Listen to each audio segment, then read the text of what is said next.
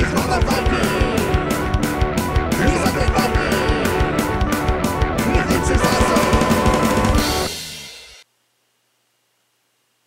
everybody, it's me, Undead Viking Lance Meister. I'm here to tell you about this game. It is called Cauldron.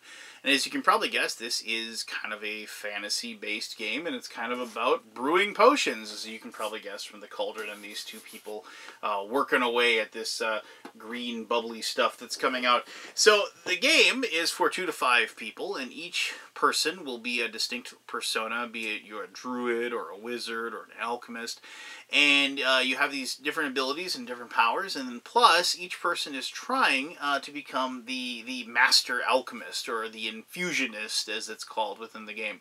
And the first person to reach a set number of points, which is 35, by brewing potions, will be the person that wins the game. Now, it makes it sound a little easy, but along the way, other players will be messing with you, trying to stop you from doing what you're doing. You're all going to be fighting over the same ingredients at the same time, trying to be the first person to get the things that you need. And there's lots of cool choices that you have to make in the game. Sometimes, like, will you take an ingredient that somebody else wants that maybe won't help you as much? Maybe you have a really powerful spell you're going to hold on to until somebody tries to steal something from you, and then use that at that time. So there's all kinds of fun little quirks and moments that you'll have when you play the game. And honestly, it's like this is one of those games that, like, after I read the rules, I was like, this seems fairly simple, and I was a little bit worried that the gameplay wouldn't be really deep. And while it's never going to be considered one of the more difficult games to play in the world, it definitely has a lot of fun little choices and fun little options that made the game a lot of gave me a lot of enjoyment to sit down and play the game with my family and also my gaming group. So let me show you how to play Cauldron, a game that I've really enjoyed, and then we'll come back here and I'll tell you more about the game and why maybe it'll be a good game to put on your game shelf at some point in the future. All right, here we go. I have set up a 3-player game of Cauldron that you see in front of you. These are the starting resource fields that you will be gathering the necessary ingredients to make the potions for the potion recipes that are on these cards that are up here. These are the beginning resources, if you will. They are mushroom fields, spider webs, and lily pads. And from those, you'll be getting frog legs, toadstools, and spider silk, which is there. So I set up a 3-player game because when you set up the game, you set up the number of fields equal to the number of players plus 1 of each type. So there are 4 each of those fields. At the beginning of the game, each person will be given, and you can distribute this however you like, they'll be given one of these player cards. And this is just the type of alchemist, or, well, not alchemist, the type of potion maker that you're going to have, and they're going to have certain powers and abilities that are going to affect the game in some way. So like the trickster, like normally, like, you can try to steal resources from people, and like the trickster can normally it's a 4 through 6 on one die to roll that if you to steal one, but he's sneaky, so it takes 3 to 6. And then sleight of hand, once per season you can steal an ingredient as a quick action. Normally that's stealing an ingredient is your action that you do on a turn, but in this one you can be a quick action, and quick actions are free. And then lockpicking, you can steal ingredients from cellars. Normally you can't do that, but this one requires a roll of 5 to 6. So the trickster has certain abilities, and he's more of a jerk than many other characters. But like you have the witch, once per season you can harvest 2 available ingredients instead of 1. So when you harvest, you usually grab 1, but in this case you have 2. And then she's an expert brewer, so she brews 2 potions as a single action, and she receives an extra magic point when she does so. And so, like, so they're just little powers, and that just make you different. I like the alchemist, actually, the efficient dosage. Once per season, when you brew a potion, you do not have to discard one of the ingredients that you use.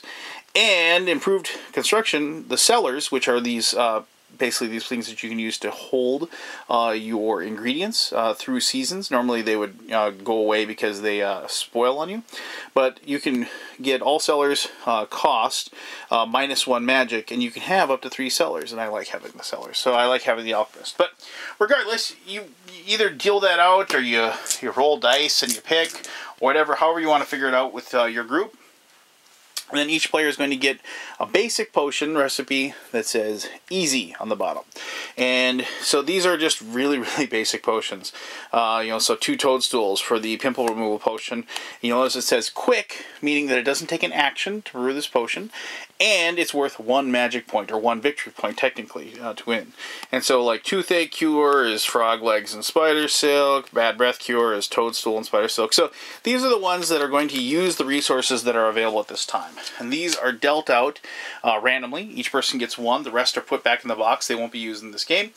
And you have to keep your potion recipe, and recipes, for that matter, face up in front of you. So, everybody can tell what you need and what you're going to be making, and how you're going to score your points. So you can't keep those hidden. Now obviously you're going to be getting more recipes in the future, and you're just going to place those face up next to that as well. This is the scoring chart that the game has, and you notice that goes from 1 to 35. The first person to get to 35 points by brewing a potion. You can't get to 35 by using a spell or something like that. You have to brew a potion, but if you get to 35, you win the game.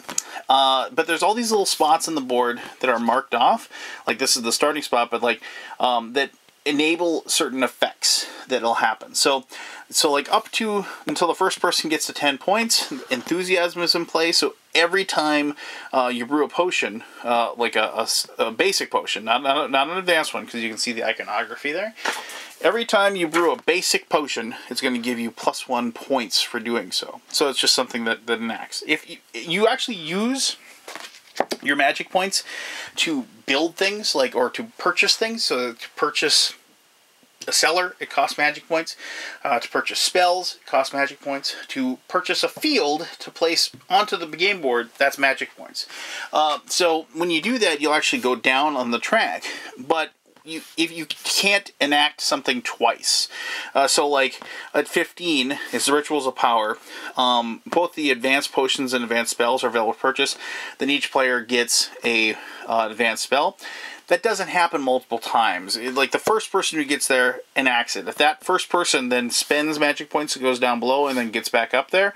Or if another player hits it, it still has happened once. It's not going to happen again. So, and that goes through all the process. The one thing to remember is that when you get to 25, when you're at 25, after 25, your 2 ingredient potions, when you're trying to brew them, they don't count for points anymore. And normally when you buy a field and place it on the board, you get a free ingredient of that type. When you build a field, it's kind of an incentive to build it. You get a free one of that, but after you get 25, you don't get that free ingredient anymore. So there's just some changes that you make sure, and that's kind of the nice way to, you can build your strategy based upon, where you're going to be at and where you're going to get to, that sort of thing. So after you've gotten your type of person, you've gotten your potion, you're going to be ready to start the game. Cauldron is played in 2 seasons. There is a harvest season and a market season. And the harvest season is where you'll obviously be harvesting resources, and the market season is when you'll be spending the magic points that you've gained for different advantages, if you will. Now, before we start the harvest season, you do actually get 1 more basic potion. So we'll see if we get lucky here. So here we have the Poison Cloud Vial, and this is 3 little frog legs, and you get 4. You'd get 4 victory points for creating that. Remember, that's face up. People can actually see that. But you'll also get 2 basic spells. Each player will get a basic spell. And so, what I should mention here, take a look at this. You'll notice that this one on the bottom does not have a quick by it, meaning that if you if you want to brew that, you actually have to spend an action to do so. So let's see what we got for spells. So we got Forgery. We can take a simple potion of your choice from another player and then give them one of your potions in return. So you can just swap that out. Remember, these are face down, so they don't know you have these abilities. And then we got Transform. Turn one of your ingredients you possess into any other type. So you can use those, to perhaps, maybe to get this done, we're going to try to get some frog legs, but then we're going to transform one of the things we collect and, to get those extra points, if you will. So, or maybe you want to hold on to them too, until a later time. So once you begin the game, you will first, you draw an Omen card. And these are the cards that are just kind of like event cards, if you will. And they will say, what kind of effect happens this particular time. So it says, unearthed records. All players receive a free basic potion. That's pretty cool. So each person then would go ahead and grab. So let's see what we get for our alchemist here. The vial of enfeeblement. Well, this is a basic potion, but notice these 2 ingredients here. Those are from this treasure chest here. They're I think they're dragon eggs, if I remember correctly. And the question mark means it's one of anything you want to. So you could mix two dragon eggs with, one, just one frog legs, or you could, with a toadstool or whatever, and you'd complete it, and it's worth 5 victory points. So probably not gonna be able to build that one just yet, at least until we get one of these fields out there. But once it is, that might be something good to have. Or maybe we could use that spell to trade that to somebody to get something in return. But regardless, after you've done that, you then populate the board. And unless there was some omen that told you to do something differently, each one of these boards will get a resource of the designated type that it has. Sometimes you'll get one that'll say double it, or sometimes it'll certain ones will get extra or whatever, because of some sort of event that has something to do with the toadstools, if you will. So we'll go ahead and place those, and finally the spider silk. Now, I should mention, as I'm placing these out, this is a prototype, and a very well-made prototype, but what you see in front of you may not be indicative of what the final game looks. I know that, these particular tokens will actually be shaped cardboard tokens. So it'll be a shaped toadstool and a shaped frog legs and things like that. So while this still looks nice, and I have had a lot of fun playing with it, the actual game, as you can probably guess, will actually have improved components than the ones that you're seeing here. So after that's all done, then each person's going to take a die, and you're going to roll. And then whoever gets the highest roll, re-roll all ties for the highest. Not everybody gets to roll, just people that tie. You'll determine somebody's going to be the first player, and that'll be the first player of that round. And then it'll go clockwise from the person around the table. And that won't change. When you go from the harvest phase to the market phase, it's still the same process. You don't ever change it up. So for this particular turn, that's how you're going to handle it. When it is your turn, you can take all the quick actions you want, which are spells or making a quick potion. But the actions you can take are, you can harvest, which means unless you have some sort of special ability, you take one of the ingredients off the board, and then you keep that in front of you. You can steal, which you can attempt to steal somebody else's item that they've taken, and you roll a die to see if you can pull that off. And you can and you can also brew a potion. So, and that's a non-quick potion. So this one with the 3 frog legs, we could use it as an action. We could brew that particular one. The harvest phase continues until the last token that's on the field is removed. And at that point, then we leave the harvest phase and we go into the market phase. Now, here's the trick. When you go into the market phase, any of these that you have in front of you, will wither up and be destroyed. They spoil on you. Unless you've taken a quick... One, you've bought a cellar, and 2, you used a quick action to move one item into the cellar. Each cellar can have one item within it. So, if somebody takes that last particular spot and you have 2-3 items out here that you didn't get used, they're going to spoil on you and you can't get them back. Because you can't take a quick action on somebody else's turn. The only time you can really take a quick action on somebody else's turn is if you actually have a spell that is an instant spell, which can be used at any time. Let me see if I can just track one down. Usually, the instant spells are something that would interrupt somebody else's action. Here's one that says instant. Negate an attempt to steal from you, and the thief loses 1 point. So it's something like that where it's I'm going to steal from you. Oh, no, you're not. I'm going to cast my spell. And so you can interrupt those things. So that's the only time you can do something that isn't when it isn't your turn. After all these have been taken, and maybe we brewed, we were able to make this one or whatever. But once all of these have been removed like so, and everybody has collected their points. The last person that takes the last one off, yes, you know, you're thinking, well, that kind of stinks because they just took the last one and they just took a resource and they don't have an action. Well, they can if they have an open cellar. They can quick throw it in the cellar and they're fine.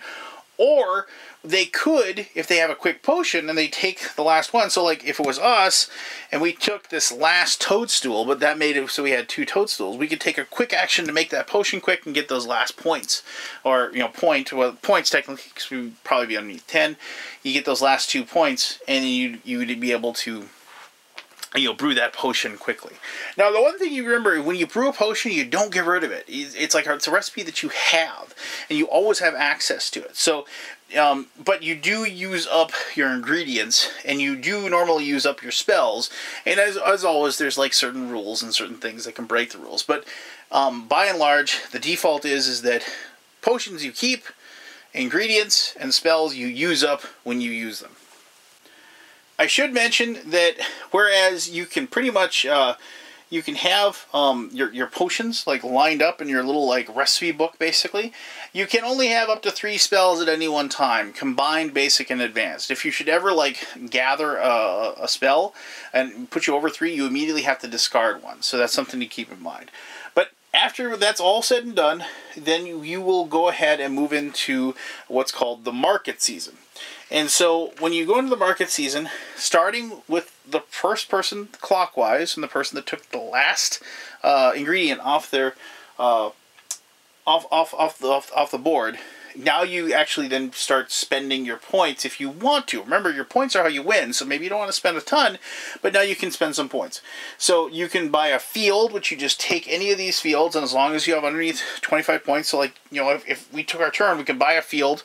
We buy this treasure area, we place it there, and then you would immediately get one of those items that you have.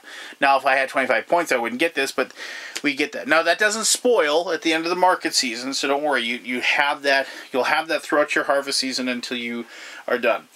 You can then buy a basic spell for 1. You don't know what you're going to get, but you can buy a basic spell. You can buy an advanced spell. So let me just show you an advanced spell really quick. So like an advanced spell is Power Drain. Used after a player brews a potion. They get no magic, and you get 2 magic. So a nice way you can kind of hammer somebody with that ability. So you can buy one of those for 3. Basic potion. Whenever you buy a basic potion, it equals the number of the basic potions you already own. So, like, if you have 2 basic potions, which we do, the next one you purchase, well, actually, I'm sorry, we have 3. So, the next one you purchase would be 4. So, 1 more than we have. So, if we wanted to purchase a basic potion, that'd be 4. Advanced potions equal the number of any potions you hold plus 2. So, if you want to buy an advanced potion, it would cost 5.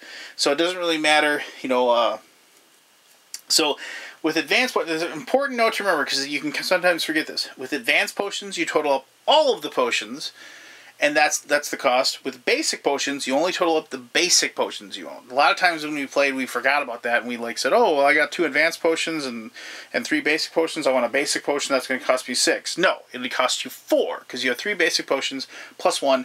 That would be 4 for that. And then a cellar costs you 3 for the first one and 4 for the second one, and unless you're the alchemist, you can only ever have 2 cellars. So after everybody has purchased and bought what they want to, then you're done, and you begin the next harvest season. And you do the same thing over. You populate each one of the fields, and you continue on.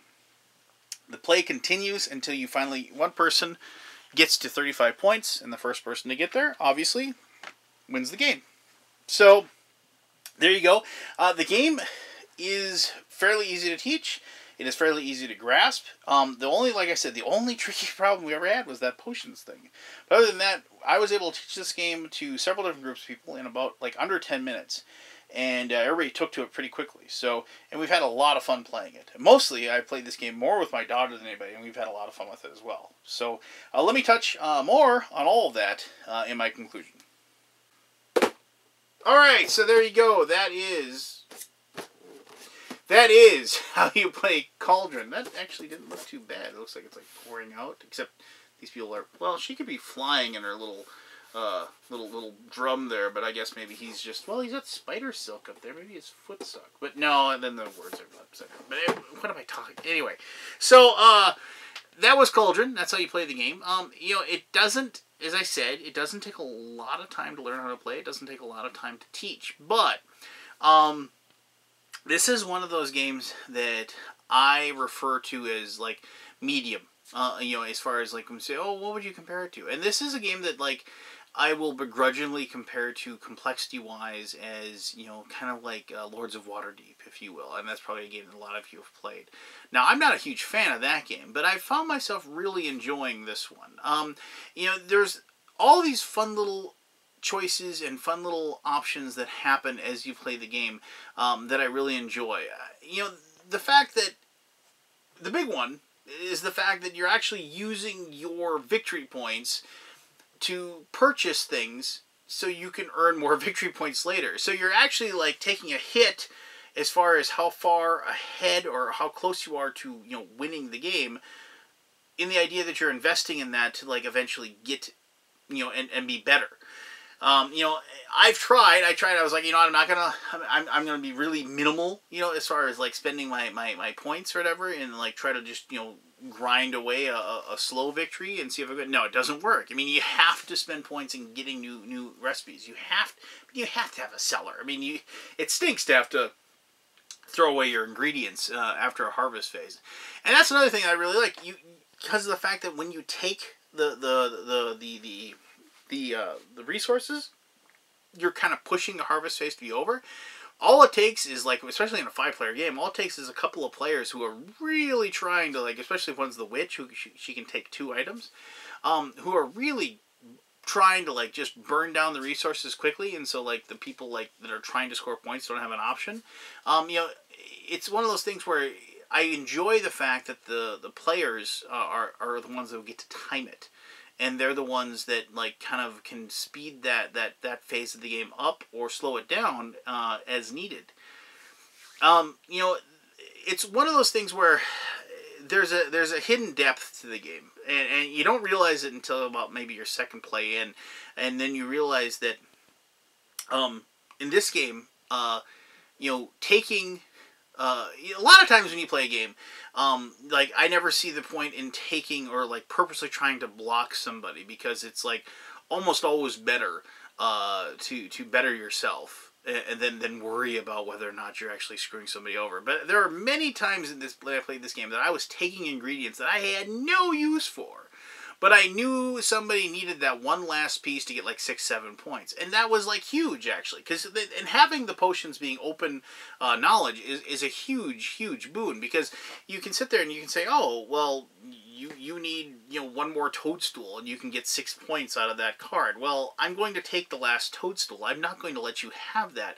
And that's actually like a 6-point swing, technically. And because of the fact that you're taking 6 points away from that person that they can't score, and then they can't buy anything then. They can't, get another potion recipe. They can't get another spell. They can't get a cellar.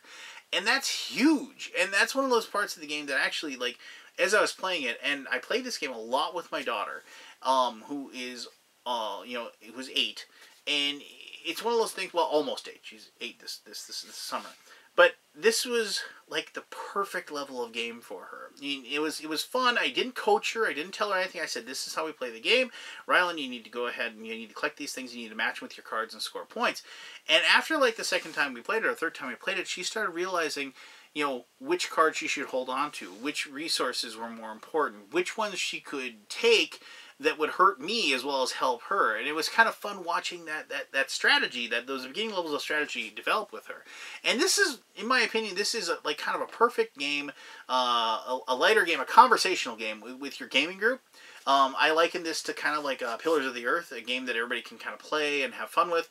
But you're not bogged down with analysis paralysis on your turn. You kind of know what's going on. You always know what's going on, and your choices, while meaningful and aren't ever like like super like, oh my gosh, what should I do kind of thing.